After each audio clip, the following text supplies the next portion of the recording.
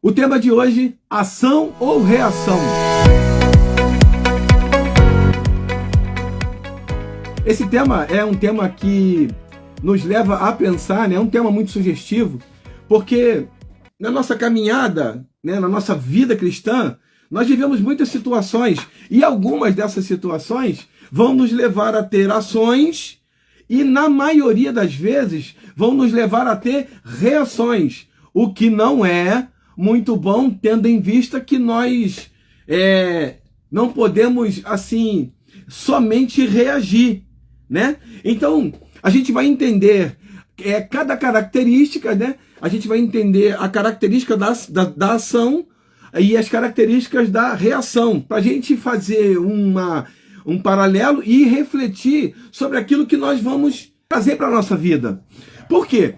Porque na nossa caminhada, na nossa vida cristã, é muito comum nós reagirmos às ações do outro, mas não é saudável em todo o tempo. E eu vou explicar para você por quê. Acompanha comigo, o texto que a gente vai usar como base é Romanos, capítulo 12, versículo 1 e 2. Diz assim, ó: portanto, caros irmãos, rogo-vos pelas misericórdias de Deus, que apresenteis o vosso corpo como um sacrifício vivo, santo e agradável a Deus, que é o vosso culto racional. Versículo 2. E não vos amoldeis a este mundo, ou ao sistema deste mundo, mas sede transformados pela renovação das vossas mentes, para que experimenteis qual seja a boa, agradável e perfeita vontade de Deus. Então, esse texto aqui nos inspira, nos orienta a ter ações e não reações, né? Então o apóstolo Paulo, escrevendo na igreja de Roma, ele vendo todo o cenário que a igreja vivia dentro,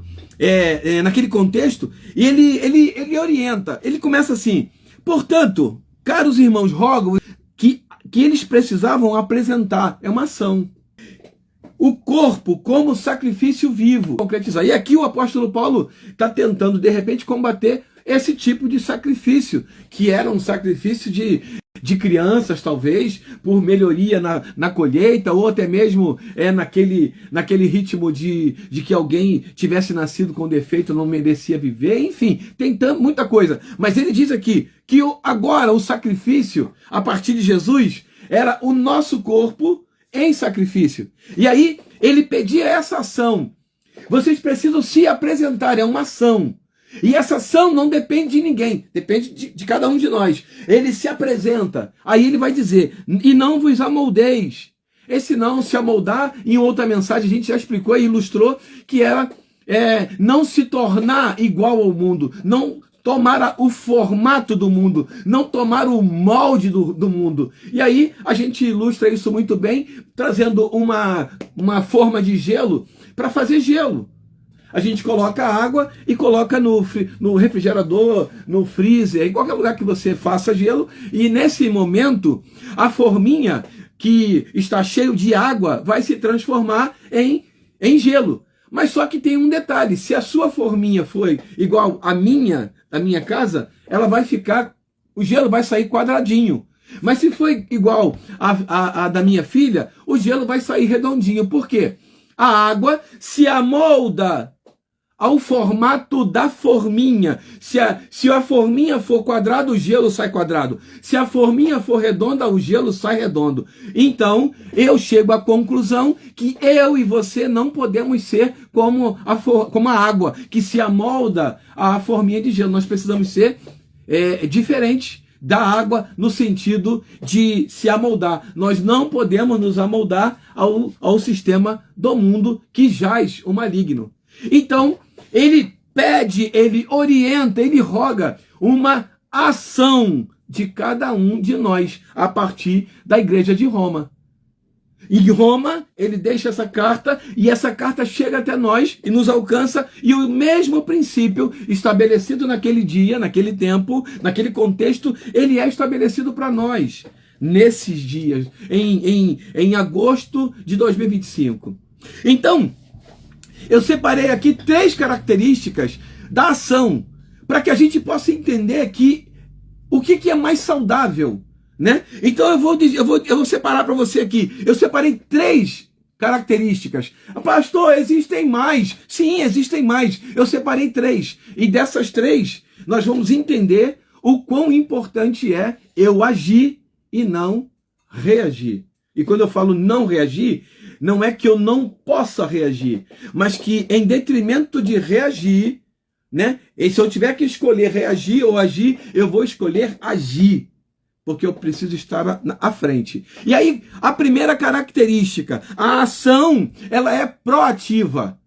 A ação não depende de terceiros. Eu não preciso esperar alguém fazer algo para eu depois fazer esse algo. Não. Responder a esse algo, não. A ação é proativa. Eu planejo, eu vou ajustar pontos, eu vou equilibrar tudo e vou executar. A ação, ela exige apenas de mim, não espera e não depende de terceiros. Consegue entender isso? A ação, ela exige apenas de mim. Eu preciso decidir agir. Todas as vezes que o Evangelho cita algum ensinamento, ele não cita para as pessoas do passado ou fala para as pessoas que moram em Marte. Não, ele fala para nós aqui. Sede, vós sois. Ele fala para nós. E aí, por exemplo, quando Jesus ele morre, né, na cruz do Calvário, o que ele está cumprindo? O plano de Deus para a salvação. E aí, João capítulo 3, versículo 16, está escrito, registrado dessa forma. Porque Deus amou o mundo de tal maneira que deu o seu Filho unigênito para que todo aquele que nele crê não pereça, mas tenha vida eterna. Então, a ação de Deus requer de nós uma outra ação e não uma reação apenas. Entenda, porque nós vamos decidir fazer ou não. Então eu tenho que agir, eu tenho que fazer aquilo que está orientado na palavra. Então ele diz assim, todo aquele que nele crê não pereça. Então, se eu creio, eu vou tomar eu vou tomar a iniciativa, eu sou proativo nessa questão de receber a Jesus. E aí, veja bem, a primeira característica é exatamente aquilo que eu e você precisamos entender acerca desse assunto para que a gente possa depois refletir sobre aquilo que nós estamos fazendo. A ação é proativa, ela requer planejamento, ela requer muitas coisas, mas ela depende exclusivamente de mim, não de terceiros. Segundo ponto, ela aponta para o futuro. A ação, ela é futurista. A ação não é no presente nem no passado. Eu tomo uma ação e eu posso até tomar algumas ações pensando em algo que aconteceu no passado. Mas eu não vou mudar o passado. O que eu estou tentando fazer é mudar algo que pode ter dado errado no passado, mas que está apontando para o futuro. Nenhuma ação minha vai ser eficaz se apontada para o passado. Entende? Porque eu não tenho controle sobre o passado. Então a ação que eu vou ter hoje, ela pode estar influenciada pelo passado, em função de algum erro que eu cometi e eu queira consertar, em função de algo que alguém fez comigo e eu quero ajeitar, mas ela sempre vai apontar para o futuro. Ela não vai apontar para o passado. Entenda, ela pode ser influenciada pelo passado. As minhas ações podem ser até baseadas naquilo que eu fiz no passado, mas elas apontam para o futuro. Terceiro e último, ela tem propósito. Toda ação, ela vai apontar para algo que Deus quer fazer através da minha vida, algo que eu quero fazer na minha vida secular, na minha vida profissional, sentimental. Ela vai apontar para um propósito. Ninguém age, não, eu vou agora. Ninguém toma uma atitude, faz alguma ação sem propósito. Isso não existe. Todas as vezes que eu tomo uma ação, eu estou tomando uma ação em função de algum propósito. E aí eu preciso entender que a minha ação, ela é proativa, ela está diretamente ligada ao futuro, ainda que tenha sido baseada no passado, e ela tem um propósito, pelo menos. Agora, acompanha comigo as 3 características da reação. Bacana isso, né? A reação é dependente. Por que ela é dependente? Porque eu só vou reagir de acordo com aquilo que alguém faz comigo. Então, eu tenho eu estou aqui parado e de repente alguém faz alguma coisa comigo. E aí nessa ação de alguém comigo eu preciso reagir.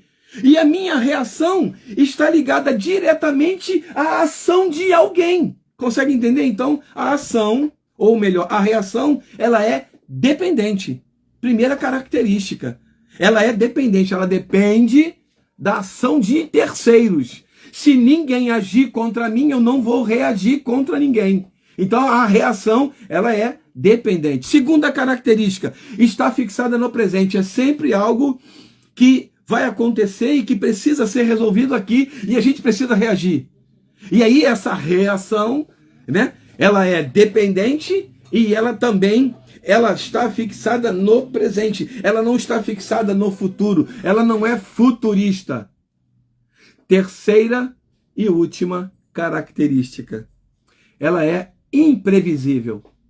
Nós não conseguimos prever as nossas reações em função das ações do outro. Uma coisa ruim de ser um exemplo, mas é uma coisa que acontece muito, né, no Rio de Janeiro e no Brasil, que são os assaltos. Todas as vezes que alguém é assaltado, né, essas pessoas assaltadas, elas têm uma reação. E nem sempre a reação é a reação que os especialistas em segurança orientam que essas pessoas tenham. Mas é uma reação. Cada um tem a sua. Existem pessoas que ficam congeladas, elas ficam estáticas, não conseguem sequer sair do lugar. E aí, né, é uma reação. Existem pessoas que querem correr, sair daquele cenário traumático, daquele cenário horrível, e elas fogem. E isso é perigoso, porque pode ser atingida pelas costas. Existem pessoas que a reação é tão inesperada que ela reage, literalmente, ao assalto, tentando atacar o bandido, e aí todas as pessoas que falam de segurança são unânimes em dizer que isso é o menos orientado. O que a pessoa não deve fazer é reagir a um assalto. Eu concordo, mas quem pode prever a ação de outra pessoa no momento do assalto? Quem pode prever? Eu tenho muitos exemplos de pessoas que orientavam aquelas pessoas que estavam próximas, dizendo, não reage ao assalto, não reage. E quando ela foi assaltada, ela reagiu. Eu conheço pessoas. E como é que a gente vai saber qual vai ser a reação? A reação, característica da reação é ser imprevisível. Ela é imprevisível, ninguém sabe. Ninguém sabe o que vai acontecer ou como se dará a reação de uma pessoa em determinada situação. Então, eu chego à conclusão de acordo com as 3 características da ação. E com as 3 características da reação, eu chego à conclusão de que agir é muito melhor e muito mais saudável do que reagir. E na caminhada cristã, eu não posso reagir somente. Eu preciso agir. Por isso, a oração tem tem essa conotação. É orar e agir. Orar, ação. Então, eu oro, mas eu também vou agir. Eu vou também entrar em ação. Quando eu penso isso, eu estou pensando que eu preciso estar à frente. Eu não posso orar e esperar algo acontecer para eu reagir. Não, eu preciso orar, mas eu preciso também agir. E quando nós entendemos isso, nós olhamos para a palavra de Deus e conseguimos entender por que o Senhor ele sempre vai colocar para nós, no momento do perdão daquela mulher adúltera. Jesus podia fazer muita coisa depois que todo mundo foi embora, mas olha só o que ele fez. E aí ele fala, aquele que não tem pecado, atira a primeira pedra. Aí ele volta-se para a areia e continua escrevendo na areia.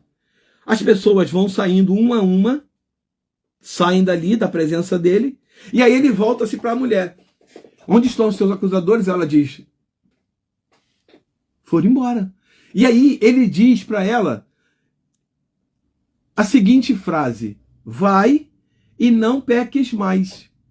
Olha só, vê se agora essa mulher, diante desse cenário do perdão, vê se Jesus não está dizendo para ela: vai, você está perdoada, e não peques mais. Ou seja, não tenha essa atitude que você teve anteriormente, porque pode ser que você não tenha a mesma chance de perdão como está tendo agora. Então, entenda, ela vai agir, mas ela vai agir diferente do que ela agiu no passado, ou até ali. Então, Jesus está convidando ela para uma ação. Ainda que disse: não peques mais, ou seja, não tenha essa ação, ele está convidando ela implicitamente para uma ação. Por quê? Porque ele está dizendo: não tenha essa ação. Que as suas ações sejam diferentes dessas que você tem tido até hoje, para que você possa ter vida e vida em abundância.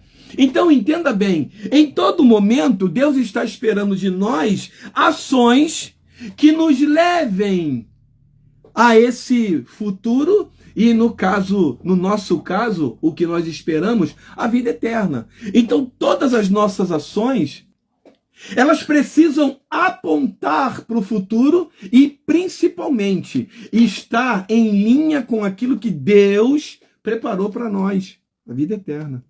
Você consegue entender?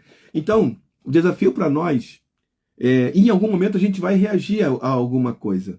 Isso não é pecado e nem muito menos nós estamos livres de qualquer reação. Mas a proposta aqui que eu faço para você hoje não é não reagir, mas é não esperar ter que reagir em alguns momentos da sua vida, e aí você vai agir. Por quê? Porque quando você age,